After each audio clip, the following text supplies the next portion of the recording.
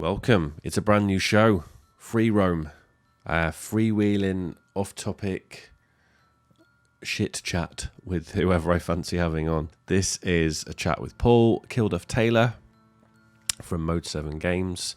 He is publishing a game that is now out in early access called Fights in Tight Spaces. It's really good. I really like it. It's well up my street. It's got fighting. It's got strategy. What more do I want? Not a lot, really. So we just go around the house, just chat about stuff, chat about music. I opened with a really lame question. I thought it was really funny, so I kept it in. So this is the first episode. I'm excited. This is going to be cool and fun, and it's something I can do from home while my children are at school.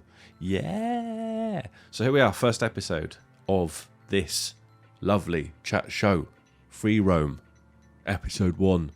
Let's rumble.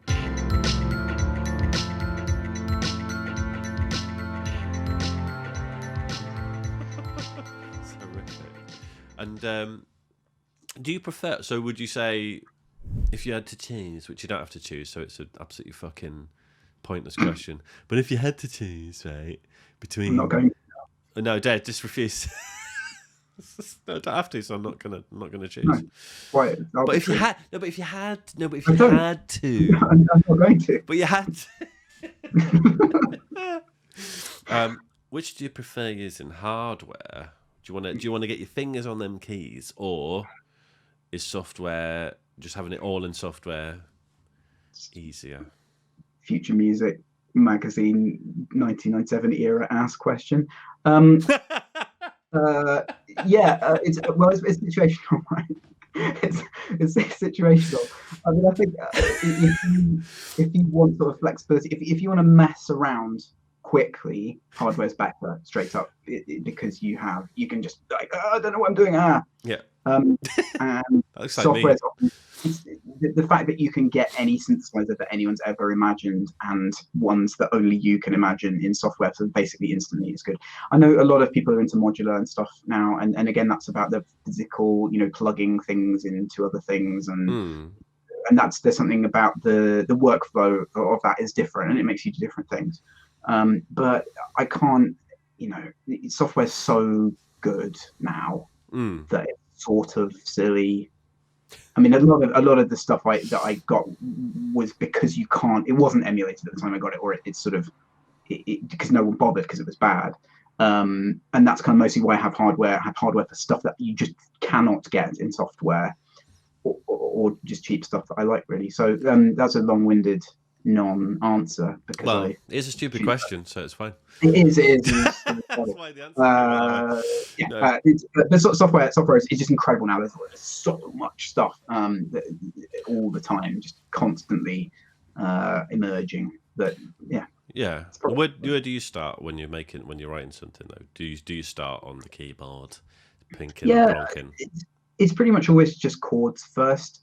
So I'll play. There's a kind of larger keyboard back there that I play, or just I've got a really cheap MIDI keyboard. I actually got the main controller keyboard I have to annoy my friend, because he likes expensive, weighted keys. I'm going to get the cheapest, worst one possible. I just lord it over him forever. So I did. It's actually terrible. I should have got a slightly better one. But it's just chords, and I normally just have a rubbish grand piano sound, and I try not to use too good of a sound, so I actually replace it, and I don't get lazy. I'm like, this track will have piano and it'll be fine. And I start with that. I play chords, and then I just think I try and write a chorus section first, like a hook on top of those chords that is something memorable and something that someone would actually like to listen to. And then you kind of build structure around that first, in kind of an 8-bar section, and then you build out the other sections, and then you smush them all together, and then it's a song.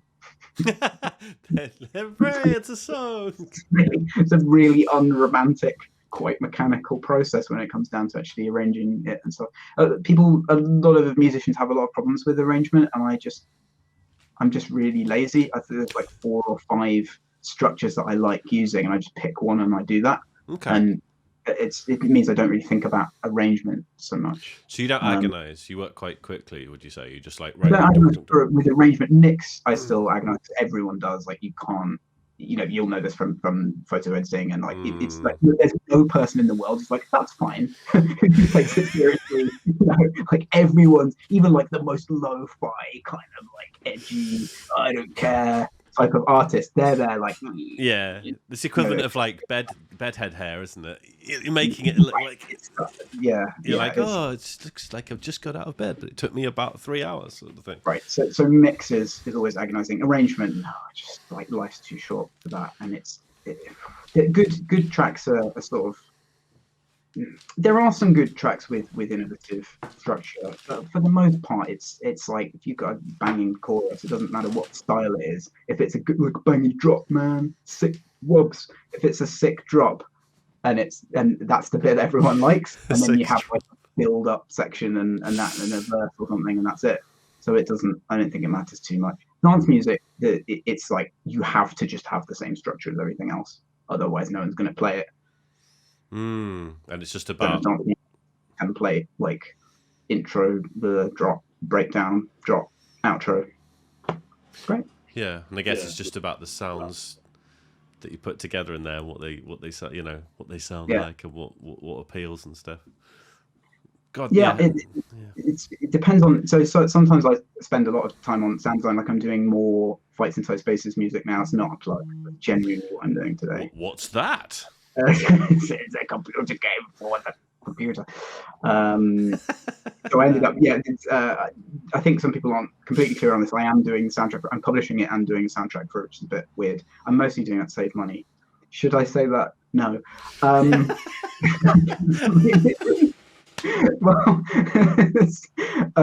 it was. It makes sense, but you are, It made sense stylistically. We did think about, is this actually going to work stylistically? We tried some different stuff, and then we kind of hit on something that James Parker, the designer, and lead developer, we had a bit of back and forth on what style we're going to go for. We hit on something that was okay. But doing that music is quite sound designy because it's a bit more rhythmic and it's kind of like action movie sort of.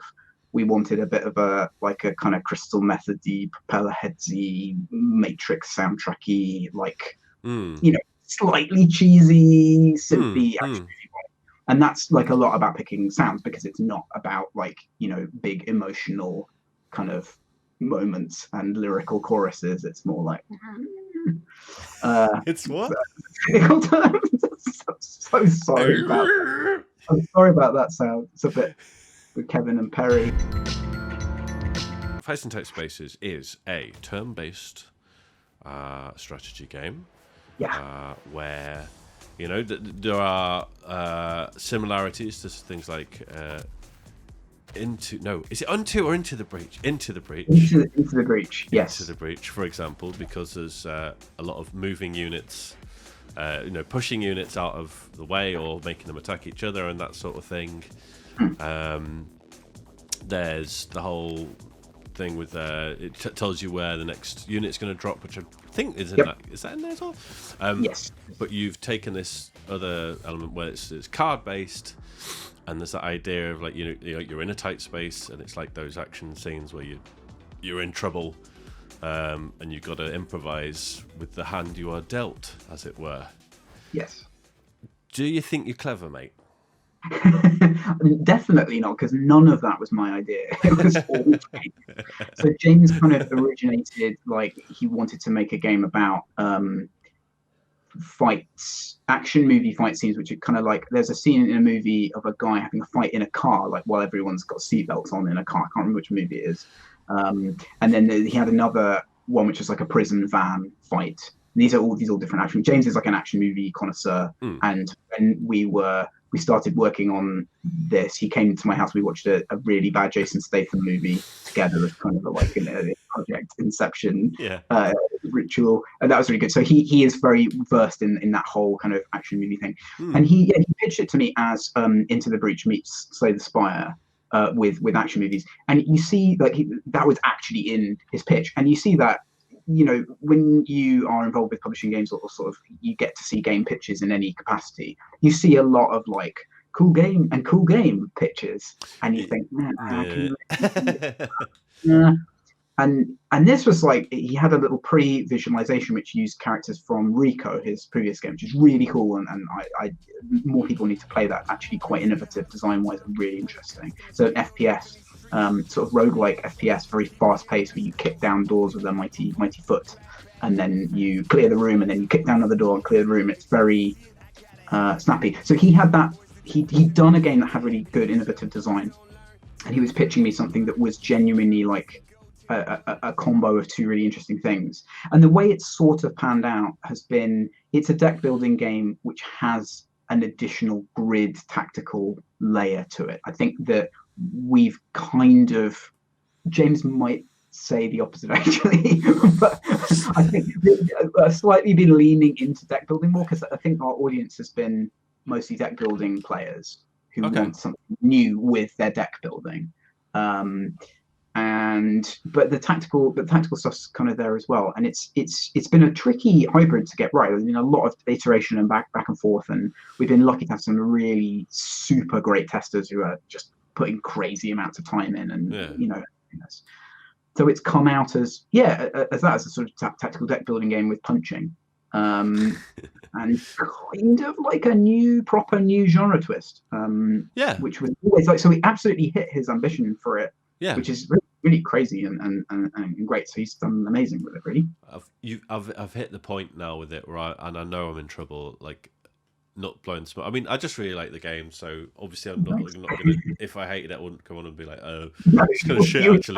Well. But fortunately, I do like it. I think I'm on up to about 30 hours now, something ridiculous. That's cool. That's great. And I know I'm in trouble because I've got to that point now where if I start a new run and I get about 4 or 5 in and I make a particular mistake, and I'm just like, no, we're starting again.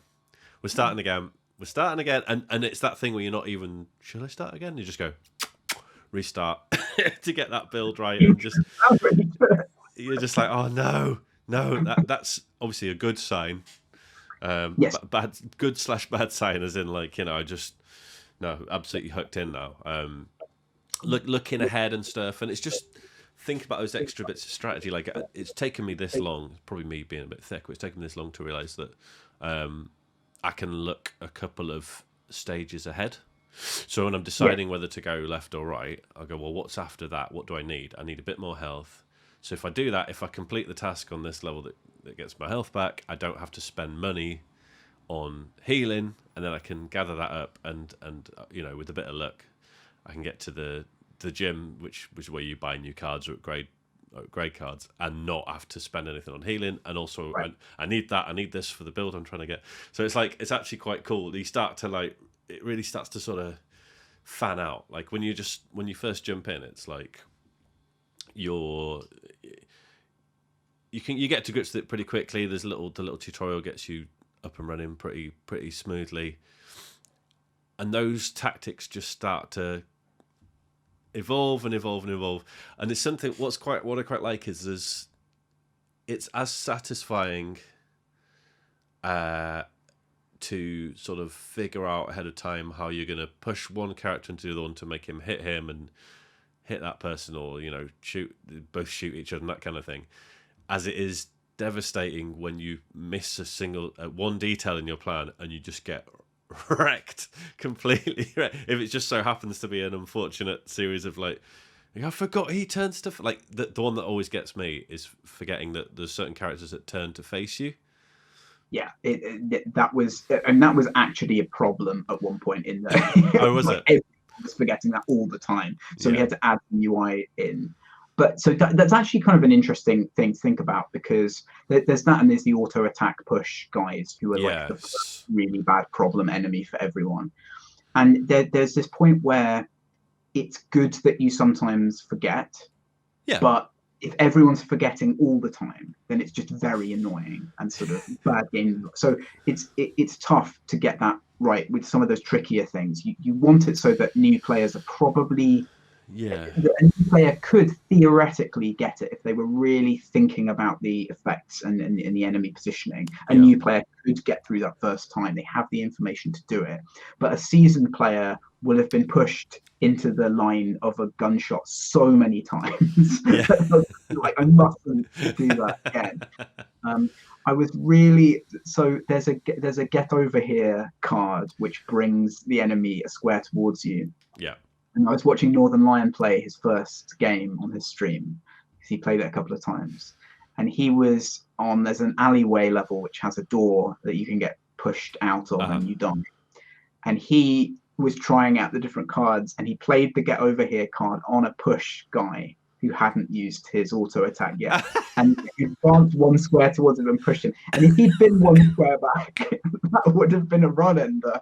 And I was so sad. He didn't quite got himself pushed up. Oh god.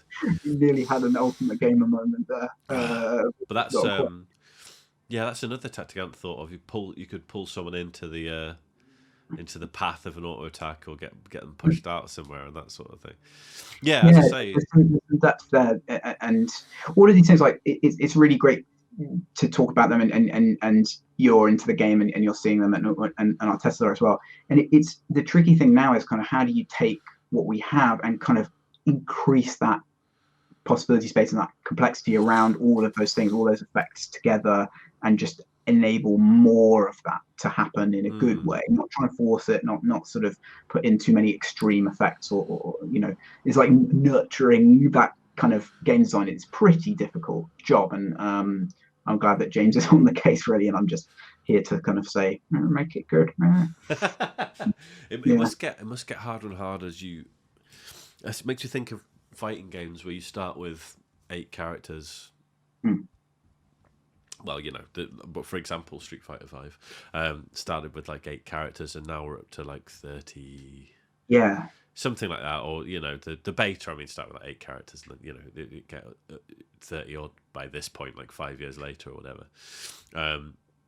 And just as you grow, the game is the same. There is that you adding new things in, adding new interesting things in, but taking care not to break everything at a fundamental level, or look back and go, shit, this doesn't work, we're gonna have to change this and this if we really want to keep this, and just like it must just get really, really sort of meticulous and bitty and tricky the more things you put in, right?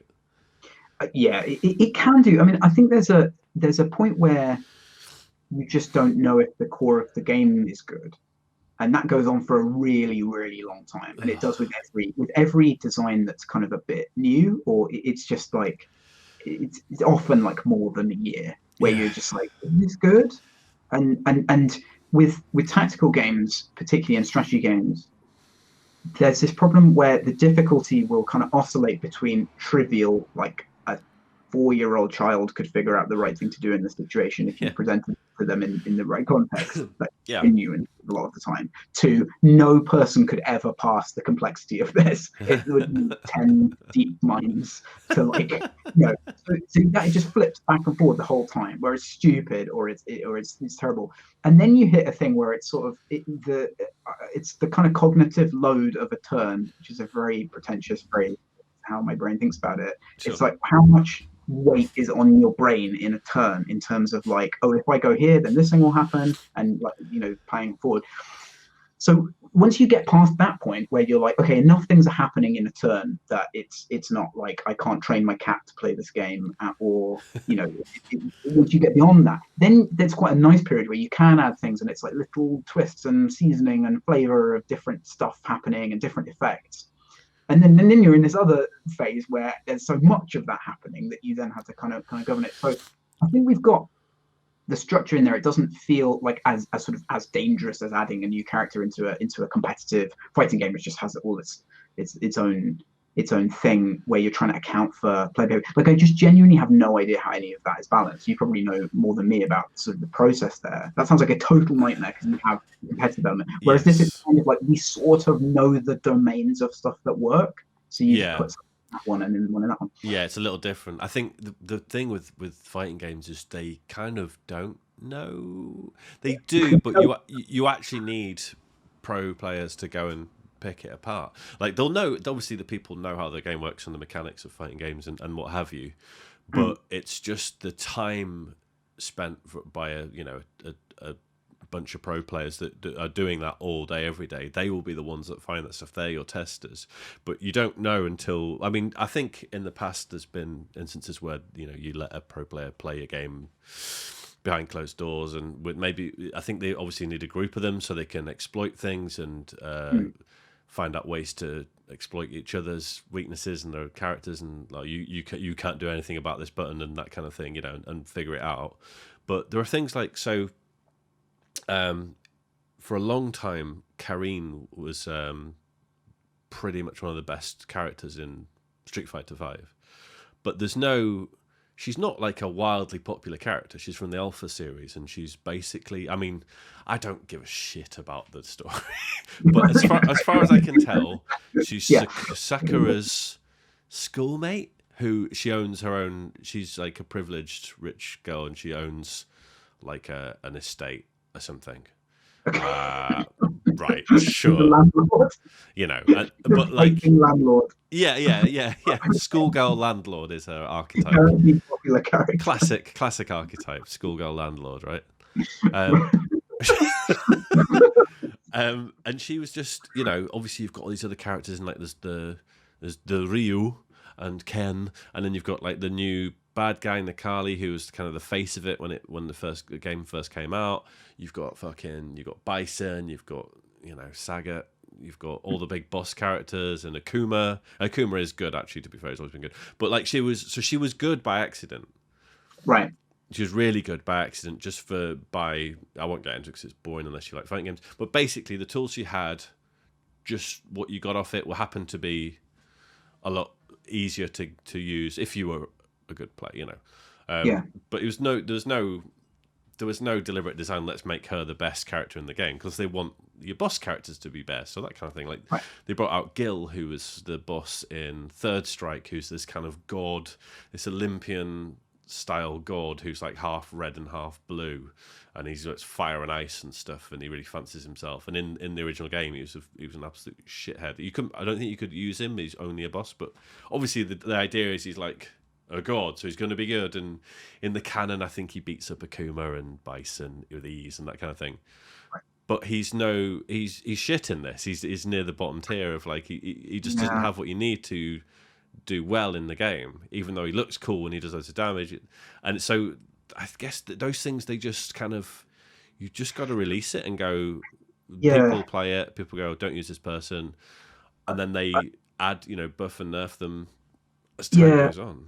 A lot of that stuff, it has to come out of Evolution, particularly kind of competitively. But I'm always fascinated by where do you start? Like, how do you get a draft thing? Like, so the only kind of competitive thing I really followed properly was StarCraft 2, and I still kind of dip in and out of that just as a viewer. And I know that in the heyday of that, Blizzard had like a kind of war council of top pros, Koreans and foreigners that they'd kind of go to, and they would play betas in kind of a closed environment, and then they put it on their PTR, and they sort of expand out.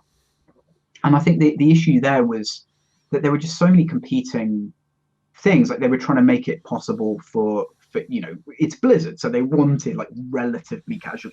Bronze League should be fun for StarCraft 2, and it is. Like, I think if you're willing to put in like a good amount of practice for a multiplayer game to just learn the controls, and like you can have a really long time in Bronze and Silver in StarCraft 2, and that sort of should never change. But at the same time, they're trying to balance for like these 300 APM guys who are kind of really just like trying to find any single unit advantage or any single build order advantage. And I just don't know how anyone does it. And people complain, obviously communities always complain about balance in these games forever, and in StarCraft there were some genuine problems for quite a long time, but it's the extent to which they get it right sort of first time that always amazes me.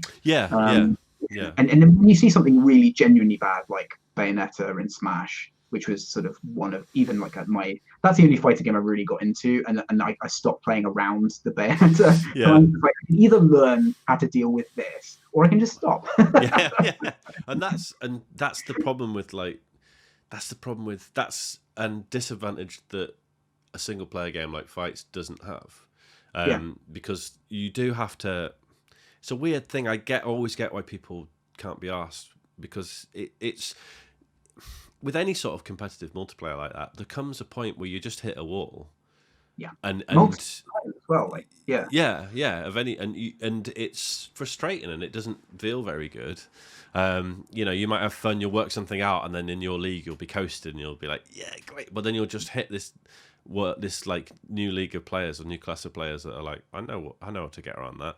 You don't know how to get around this, and you suddenly just go, and you either have to kind of force your way through it. You have to just not worry about not having fun. It's such a weird thing because I love my fighting games, but they, from a design point of view, there's a fundamental kind of what a lot of game designers would look at and go, well, that just seems like a really bad problem. That you, like where I am now, I might have a good run, but I have to put quite a lot of time in to get the fluency, and I'll lose that fluency if I don't play for a few days.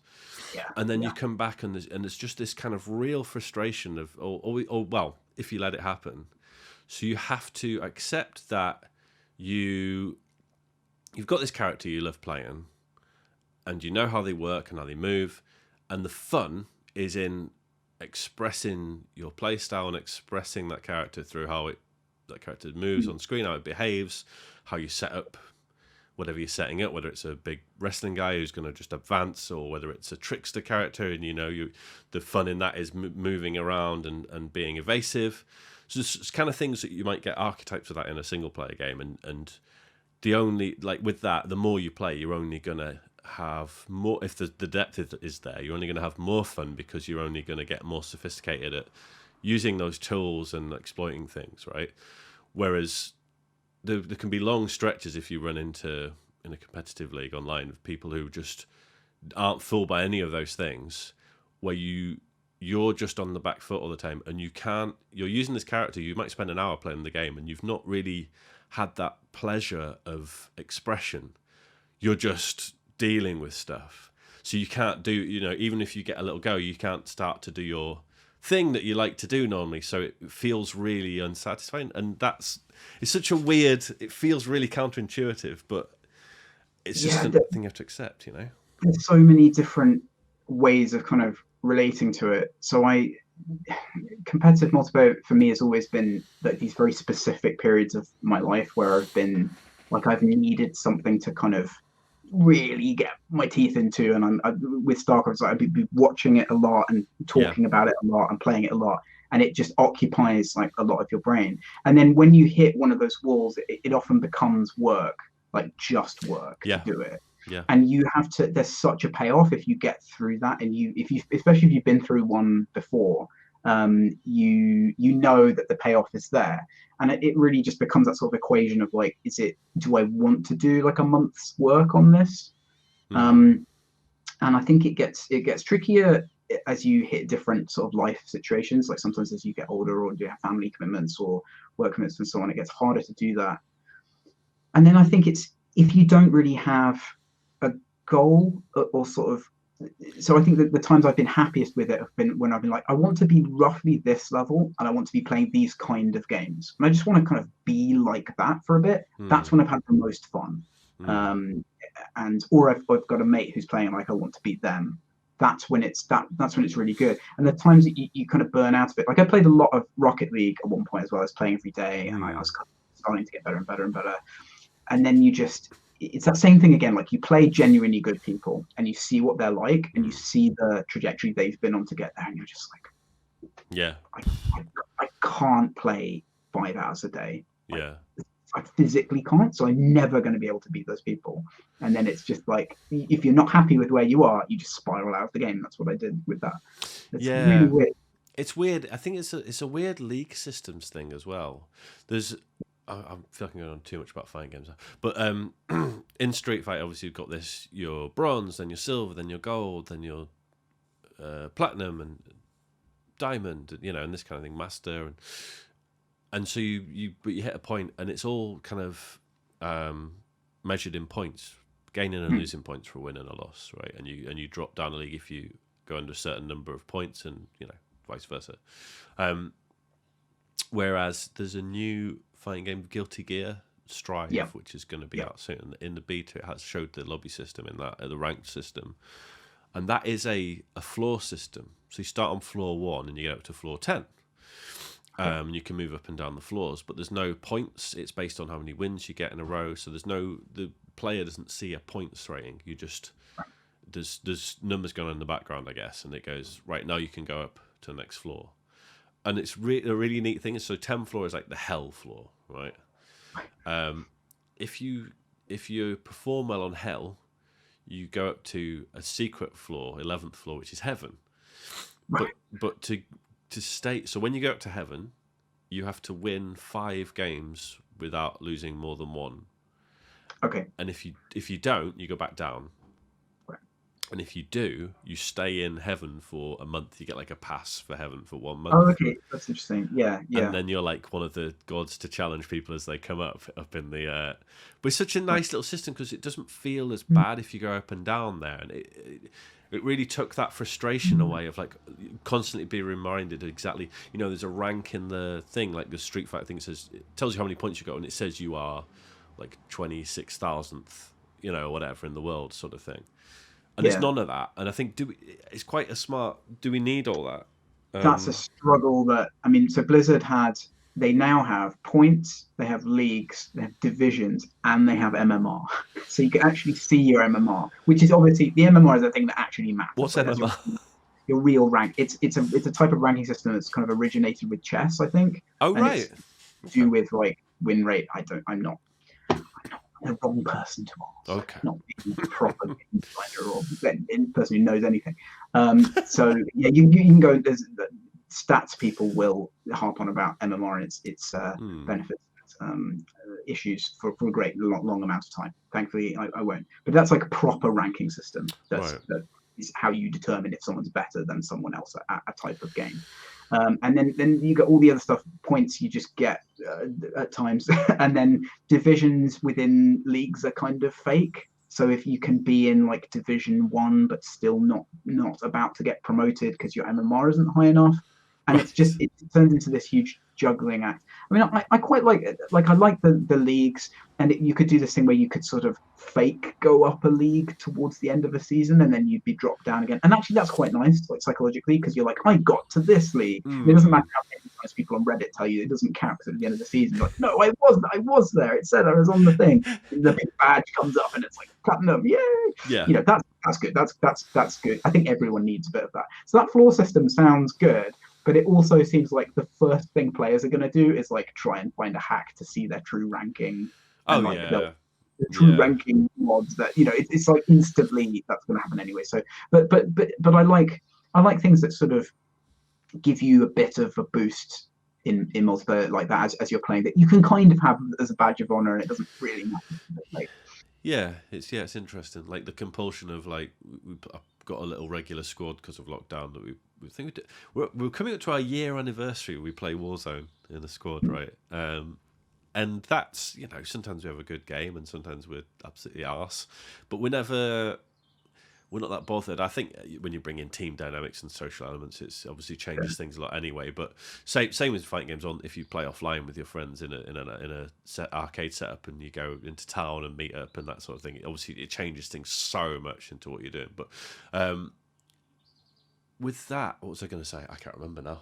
I've distracted myself and now I can't remember. Well, I was just thinking about the only way I relate to that is through your Twitter clips of you like getting really intense when you're just like you go kind of full on like Ross Kemp meets the SAS. You're like, oh, nailed him, lads. Always kind of gets like that. And I love that. Like, when I post those clips, I'm like, I know exactly what that is. Yeah. Like, it's so in the game. It's so funny. It always happens as well because we always start off joking and you're in it, so you're so in it. Warzone's really good for that. It's just they've got a real nice magic formula there where it just feels just the sort of balance of the atmosphere when you're playing. It feels very cinematic sometimes when you're going in there and you're just the different outcomes. And we were talking about how weird it is. You see like a bunch of sort of PC pro players play it. They have no involvement or investment in the kind of emerging story. Right. As it were, because there isn't one. They don't think, where should we go now? They just sprint around. They have all those little keyboard shortcuts they have where you kind of, you crouch and jump again, and you can move faster than that way, and they're just whipping around and pinpointing people because they've been playing these sorts of games for like 20 years, like from Counter-Strike. So there's no, obviously they enjoy it, that's what they do, but like it's obviously a valid way to play it and whatever. But there's no there's clearly a lot of design intent in the game that's designed for people who aren't maniacs who just play that forever. So that's a really interesting thing in general that I've been thinking a lot about with game design, which is that in deck building games, you basically kind of, there are people who are going to be building their spreadsheet from day one. Like they're basically playing it as a scientist to find out which cards are better. And then they're going to build, like we have testers like this who are amazing, and they're just like top spreadsheet people, and they blow my mind. Like the people who just, like really early on, someone found a way to manipulate the deck so that he only had a deck that consisted of 5 cards, and then he knew the probability of each thing coming up, and he just beat the game like that. And you're just like, how did you even think to do that? It's just inherited knowledge from these other games, right? Like the spinning FPS people. People who play like that, and then there's people like me who are like, oh, I want to do the big kick, and it's like that. You have to have both. You have to be able to do the big kick, and you have to be able to like have a pivot table of like, which thing do I get for this upgrade? And then you get so good at, you don't even need a pivot table anymore. It just goes in your head, and you're like, well, take block 10 here, like why would you ever, and you just know in your brain, and you think, you watch me playing, and you're like, this person is a criminal. They are desecrating my art form because they don't know which card is better. And it's such diametrically opposed ways of approaching fun. But it's like, how do you even keep all those people engaged? And I don't think you can often. I think games kind of will skew a bit more casual or a bit more hardcore, I suppose. Yeah, I suppose it's tough. Yeah, I suppose it's that scope in a lot of things from the sort of relaxed. I think we should call them relaxed players, shouldn't we, rather than casual? Because they're having a much better time. The relaxed player. Idiot. Yes. To like the speedrunner, for example, people get so much joy out of, but you're not seeing it, and it's a valid way to do it, but you're not. Those people tend to, or well, it seems this way. They tend to not become invested in the atmosphere in any way. You're just seeing it as what it is, a set of a set of code. That's what they call it, isn't it? A set of code. That's the correct term. But and it's just I guess it's just the way people engage with things. But it's when I'm playing, for example, when I'm playing fights, it's obviously you think strategically and ahead, but also I want to get into it, and I want to be, it's and it does that really well. It does that really well with the set of the atmosphere and the music, and you're planning ahead, but it's satisfying. And sometimes the longest I'll spend on a decision is when I've just got one guy left, and which move shall I hit him with, which will look the coolest on the replay. Yeah, and that's how I've always, like, games for me have really always been about, like, this is a cool world, and I want to sort of be in the world and experience that as a sort of escapism, I guess, or just, I kind of, games are so total of an experience that you're kind of, it's sometimes like walking around someone else's head, or like walking around the collective head of a team. And I love games that feel like that, where it's like everyone built this place in their minds and it exists, and you go there. I mean, it doesn't have to be like a immersive sim or whatever. It can be anything. So I like that about games, and that's that's very one pole of it. And then there are people who, they like it because it's a very cool puzzle, and the way that they love to extract the systems from a thing, break those systems down into their constituent parts, and then bend them to their will, and then master them. Like, that's cool. I understand why that's cool. Yes. It's just like, I have no desire to ever do that. I like people who do that. I like to talk to them and be like, oh, how did you find this thing? And hear them enthuse about it. Yeah. I literally never want to do it. Yeah. So it's weird when it comes to multiplayer, because a lot of multiplayer becomes that system game. but equally, there's something I like about. It's like you were just saying with Warzone. There's something about a world of things that are happening that I think is cool as well. Yeah, it Hmm. makes me think of, interestingly, that you get examples that are kind of somewhere between the two, and I Hmm. think that can be quite special. So, do you remember when the fella hacked PT? My Yeah, point of reference is Chad, but I believe he does it as a it was Lance McDonald. I think you're talking about what's his name? Sorry. Lance McDonald, the like reverse engineer. Yes, Yeah, that's yeah. him. Yeah, and he did it with He PT, did didn't he? Bloodborne and other stuff he's famous for doing. But yes, PT. Yeah. Yeah, that's right. Thank you. Yeah, because I just names escape me. Well done with your brain. All right, he's on. He goes off on interesting Twitter rants. I think he made a game in QBasic, if I'm not mistaken. I think that was him. Right. When I'd have to Okay. like an isometric, proper like cool visual game in QBasic. Wow. Uh, I'll look that up Yeah, yeah, to yeah. see if. Anyway, I'm sorry. That's all right. Tangent. I might pop it Yeah, in yeah, here and be like, "Badong, it was this yeah, guy. It was this game." yeah. So if I can be asked, um, yeah, and he discovered that when you hack it, Lisa is when she's stalking you, she's attached to the back of your character all the time, so that you turn around, she's always behind you, and that's obviously a design consideration first and foremost, but so it's looking at the nuts and bolts behind creating this believable world, but also in that context, it makes it that much more creepy. It works. I just find Yeah, that sort of thing interesting because those two things are feeding into each other. Then, and it's such a when someone's intervened like that to create such a strong tension, it's like they're so desperate for you to turn around and see her behind you. Like that's almost what they're trying to accomplish in the whole thing, and it is cool to know that. Like I like that. It's what I like about music as well, where you hear the design of another person. It's a way of having an interaction with another person via all these sort of secondary mechanisms, but you're communicating with them in some way that I think is often better than a conversation or any other sort of way you might interact with someone. It's just interesting, and games kind of can really do that if it's the right type of thing. But it's tricky. I want to talk about No Man's Sky. Is that okay? there are zero rules. This is the new It just popped into my head because format. Yeah, go. so I really like No Man's Sky, and I really liked the first version of No Man's Sky, and I was quite. I've talked about this kind of a lot at different times. I don't want to upset anyone. Um, I'll just be careful about what I say here. I played it again recently, and because I struggled to get through the new tutorials because a lot of it's around the base building and stuff, which I personally I'm not interested in.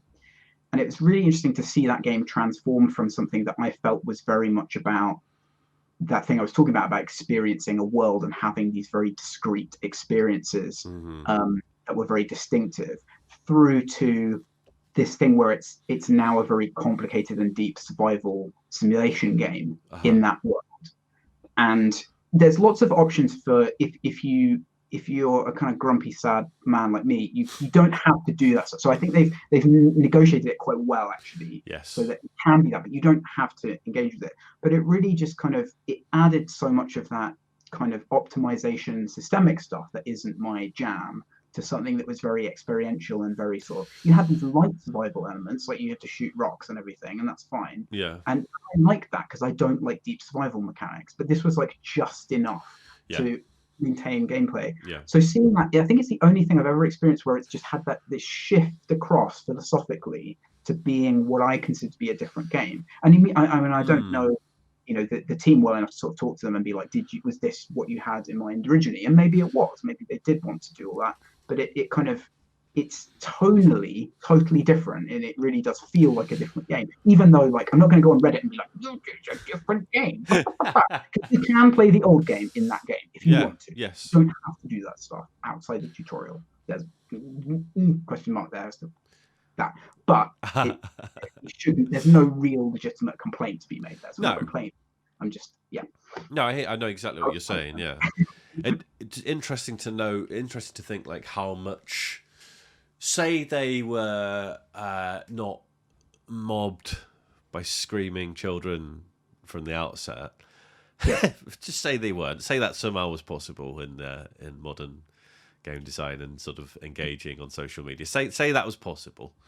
It'd be interesting to see which direction it had evolved in by this point, and as you say, whether there had been more time put into just the sophistication of the environment and that kind of thing, and the art and diversity. That stuff's evolved alongside, which that's kind of what Yes. brought me back to, like these new creatures and Yeah. the bio stuff. Like that's cool, and that's happening underneath.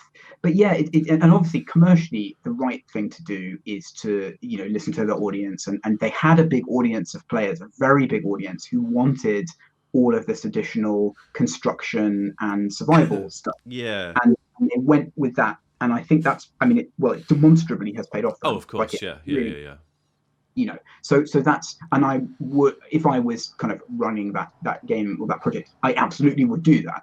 I would, so it's not, I'm not criticizing it from that kind of No. either, but it's sort of, it's so the question of what would it look like outside those influences is really, really interesting to me, because it was doing something different, completely different from anything else.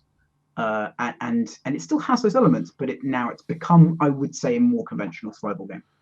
I think that's maybe there's a tension there between being in a proper, in inverted commas, indie company and looking for more success, or looking to make something that bit bigger, that requires more budget, more resources, more stuff, a bigger audience, and there's I feel like there's always a tipping point or abrasion at some point, like because I did a photo doc with them. There's one of the first people I did a photo doc with. Is 10. Yeah. Disgustingly, I think it's 10 years ago now, which makes you feel fucking ill. But that was when they were doing because I was just looking around for people and looking for little indie teams, and and sort of settled on them, and they were doing Joe Danger 2, the movie. So it's like, and it's a cool little game, but it's just so different to like what they wanted to go on to do, and that idea, and they were only just kind of, I only heard little rumblings of what it actually was going to be before they started making it, because it was being kept very under wraps, even from half the team. It was just like, well, we don't know yet, we're trying something. They've got they had this one room with like loads of posters of like 70s sci-fi book covers up on it and stuff like that, and Lego spaceships and stuff, and that was all anyone knew about it. It was like, what is this? And you go, well, I'm not saying yet, I can't tell you. But yeah, there's that abrasive sort of element where I think they were 8 to 10 strong at that point, or something like that, and that element of having to ramp that up and but like same as he had a similar initial principle as like they have had over at Us 2 Games, where you don't want the team size to get too big, but it just inevitably, the better you do, it does start to grow and grow. It just seems that way, and then you sort of you have to find a way to, because you're never going to not build on success, but you want to keep. And a lot of teams and devs really resist that. Like they don't want to be working on the same project for 6-7 years. Yeah. And they leave a lot of, well, frankly, money on the table, but also potential ways of exploring. Like having said all this stuff, they've got to this point now where it is this enormous system where you can kind of do anything you want in it now. Like you can radically change it. You can go off. It gives you that platform to do things. But yes, you're right. As it grows, inevitably, you need a structure in the company, and then you need management in the company, and then you can't get everyone in the same room, and that you scale, and that happens all the time in everything, game, tech, and everything. Yeah, and they do things like other solutions are things like, I know Us 2, they split up the teams to make a couple of different games, and that was one way they did it, and they just brought out Alba. So the two they made from that, they split up teams. There was oh God, what's it called? I'm trying not to be really wanky and annoying by going. I remember the development name of it, but I can't remember what they finally released it. I spent a long time. I spent like 3 to 4 years with them, so I remember it as that. And that's, oh God, that's like a thing in, this is a stupid tangent. That's like a thing in pro wrestling where indie wrestlers come to WWE and people call them by their indie name rather than the name that WWE give them all the time. And you go, oh, sorry, did I say that? I meant, what's he called now? I'm not gonna allow that. Assemble with care. Right. Yes. Yeah. And That was good. and the other half made Alba, which is the I don't know if you've seen that. It's a little explory kind of open world naturalist thing. It's lovely. So that was so you play this little girl called Alba, and she's on this island. It's Mediterranean, and she wanders around and saves wildlife, that kind of thing. She lives with her granddad and her grandma, and you go out. The day loop is like you have to get back to the house before you fall asleep at night and that kind of thing. And you go out, you save animals, you take photos of all the wildlife, and you catalogue it in this big book. And it's so lovely. It's brilliant. You know, it's just a really nice, heartfelt thing. And it's made by David. What is David's last name? The art director there, and it's very close to his heart because he loves nature, he loves bird watching, and you know, he set it in a setting that means something to him. So it's really cool. So it had all this kind of personal relevance. So it's you can feel that coming through in the game. It's really heartfelt and it's really characterful, you know, and the amount of time they put into animating the wildlife, it's so beautifully animated. All the wildlife hops about, the birds, and you know, and it's really cool. My 9-year-old, she's obsessed with nature anyway. She wants to be a naturalist, she says, when she grows up, and so she loved it. She was running around and she was going, I know what that one is, and like identifying them before the game told her and that kind of thing. Like, yes, I was right, you know. Very cool. Yeah. And then if she was wrong, she'd go, oh well, that's because it wasn't drawn very well. It didn't look like that. That's her being unable to take criticism or failure. She's on the Apple Store and North Star. Yeah. I was like, I think it's drawn fine, darn. It's in fact very good drawing. No, I would have got it otherwise. Okay, yeah, of course. So, but perfect. Good. Yeah, you know, and the fact is, like, that seemed to be a good solution to split those teams up, because then you had two kind of creative projects that meant a lot to each person. That team made it what's the word? Agile, creatively agile, and that kind of thing.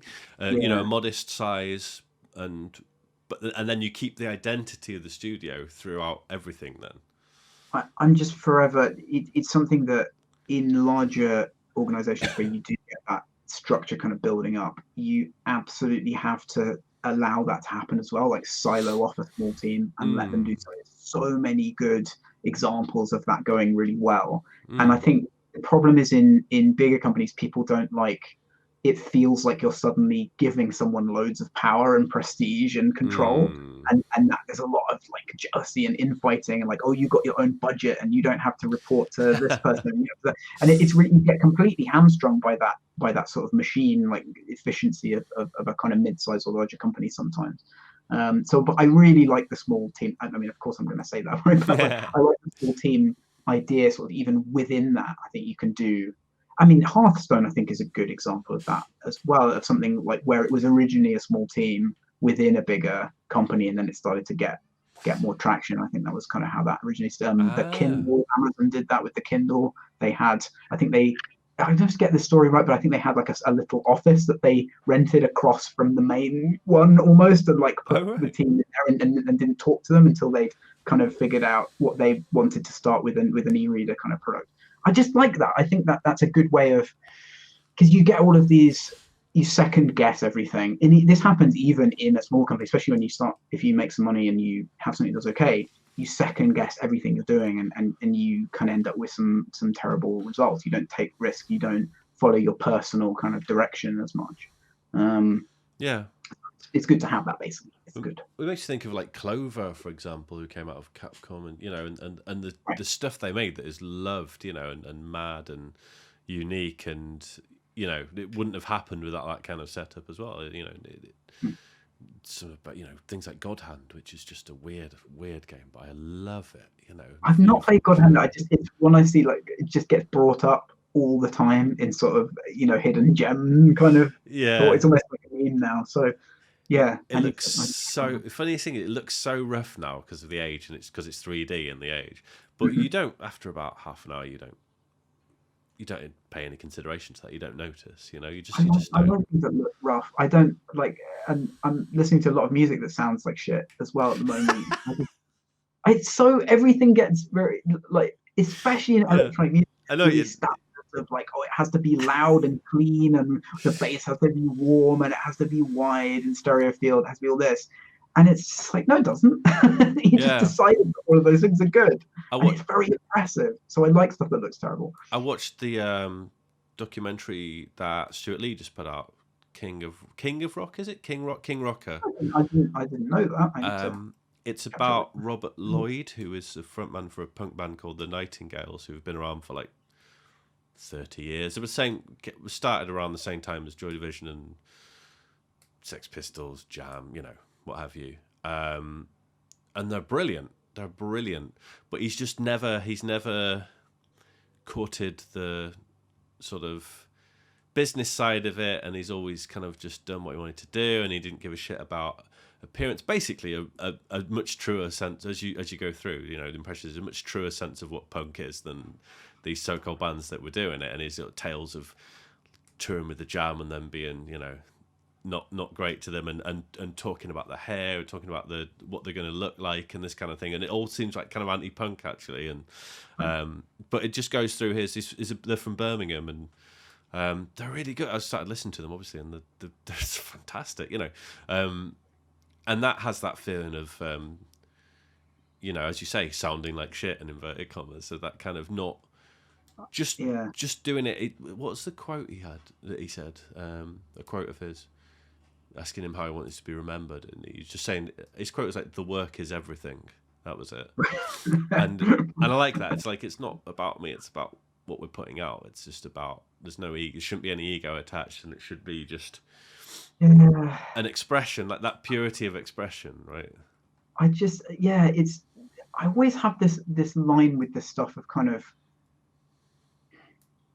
I like things like that a lot, and I tend to kind of get quite drawn to that sort of, and you kind of outsider art and music and stuff, because it has that quality of rejecting the standards, where the standards get very oppressive. But at the same time, a lot of those artists, and they some of them can be like that and producing that kind of work because they think they're making something commercial. But they think that everyone should like it, and they get very aggrieved that they're like, why am I not being played on the radio? And it's like, because your song sounds like someone headbutting a mandolin for 5 minutes. Like, you're not, I like it.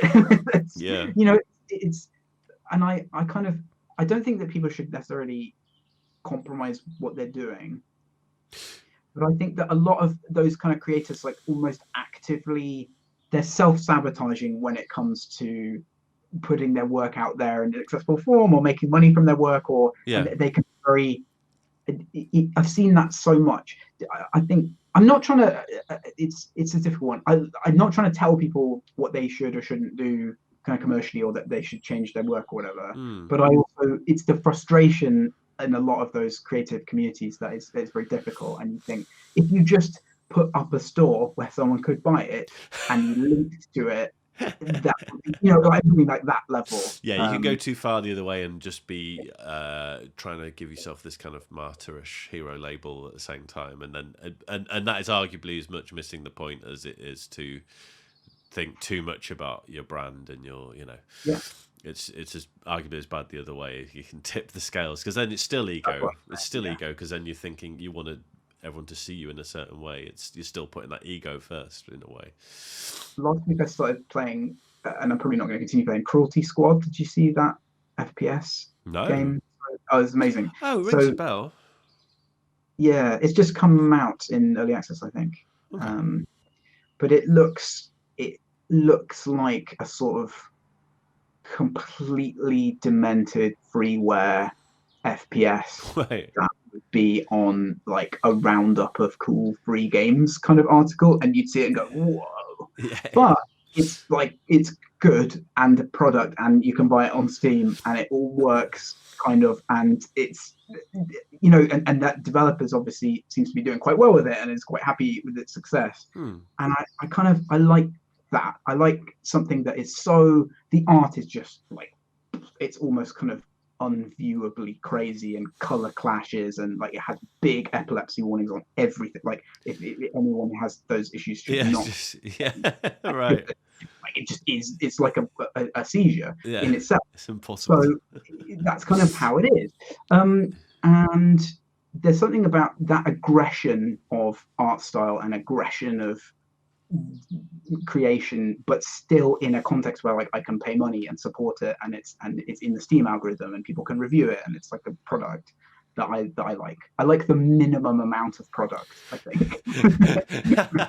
Yeah. Yeah. Yeah. I hear you. Yeah. That's cool, man. So wrapping things up a little bit, we've been going for a good old while. It's good. I'm also looking at time and thinking, the children need collecting. Obviously, Which is the real reason. just stay here. Yeah, exactly. Behind the curtain. Taking that idea of quality, expression over having to think about a certain level of quality and polish and accessibility. Right. That must be a real balance in something like fights, because it's really important that you get that balance, as we were talking earlier about catering to different kinds of players. But is it a chance to do that without diluting what the vision of the game? I think it's probably something that you need to ask James. I mean, I certainly I am very keen that I think we're sort of exploring a bit of a new space. Like I said, this sort of tactical addition to deck building. And it's James's first strategy title that he's made in his whole career as well. So he's trying to figure out what does that mean for me, and like how do I do that. So we're just talking a lot, basically, isn't myself and James and Alexander Sawinski from Biffle Games, who are supporting it as well. We just talk about it a lot, and we go, let's just try different things, and we'll throw them out to these great, superb testers we have, and we'll run things by them, and we'll just kind of keep it going like that. It's difficult for me, sort of from a publishing standpoint, because there's kind of things that I feel are priorities, but at the same time, I don't want to be coming in and trying to direct James's designs in a particular way too much. So it's always just a big conversation, basically, and like we're just trying to make something good at the end of the day that people like, and that that everyone can have a reasonable time working on. So it's just difficult, but in a good and creative way, hopefully. No, it's really, I'm really, really enjoying it. Absolutely my cup of tea. It's a belter. And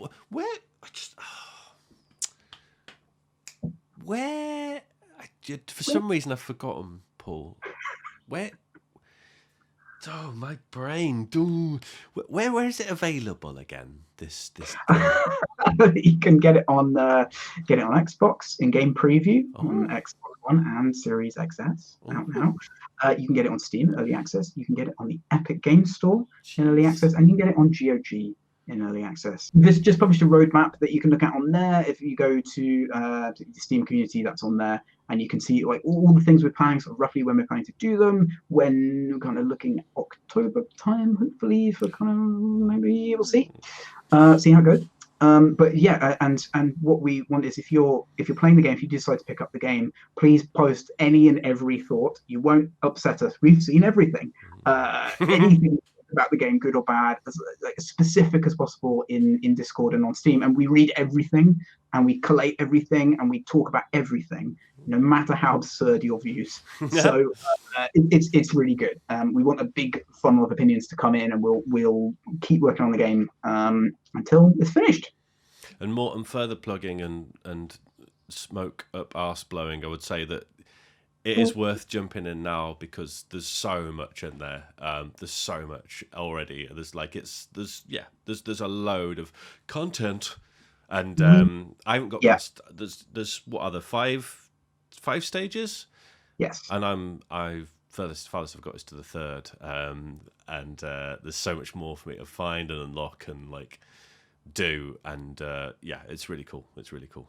We tried really hard, and this is a huge credit to Ground Shatter and James, to make a meaty early access game that a lot of people would say feels like a finished game. That was the target, and I think we hit that. Again, people may disagree, but if you want to play this game for a long time and really super get into it and get into your deck building and everything else, you can. It is not something that's going to just evaporate in a couple of hours. Certainly, sort of meat. And where can I follow you and all the other relevant Twitter handles, which will flash up on the screen now, if I can be asked later? Mode 7 Games on Twitter. You can follow Ground Shatter on Twitter. They are Ground Shatter. And that's about it. Sweet. Yeah. All right. I'm going to go away now. And this has been the first episode of this. Don't abandon your children. No, not just yet. But it's always very tempting, very tempting. Yes, so thanks, Paul, for being the first person on whatever I end up calling this, because I don't have a name for it yet. Maybe it's just a continuation of the podcast. Maybe it's a whole new name for something natty. That's your problem, not mine. It's indeed. Thanks. Bye.